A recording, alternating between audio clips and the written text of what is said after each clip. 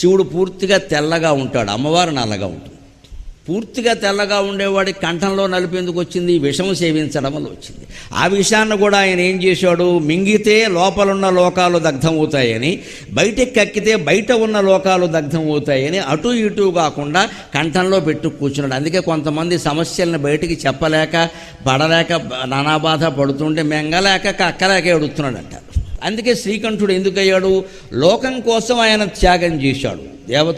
దేవతలు రాక్షసులు కలిసి క్షీరసాగరాన్ని మధిస్తూ ఉంటే అమృతానికి ముందు విషం వచ్చింది. జీవితంలోనైనా అంతే, మహత్తరమైన వైభవాన్ని మనం పొందబోతూ ఉంటే ముందు ఒక దుఃఖం వస్తుందమ్మా. ఖచ్చితంగా ఒక దుఃఖం మన చుట్టుముట్టింది అంటే వెంటనే భగవంతుడు కృతజ్ఞతలు చెప్పాలి. ఒక మహాసుఖాన్ని ఏదో నాకు ఇవ్వబోతున్నావయ్యా, నీకు నమస్కారం అని చెప్పాలి ఖచ్చితంగా. అలా దుఃఖాన్ని తట్టుకోగలగాలి. అంతేకాని ఈ చిన్న దుఃఖానికే మనం తట్టుకోలేక నానా బాధ పడిపోతే రేపు సుఖం వస్తే అనుభవించేది ఎవరు?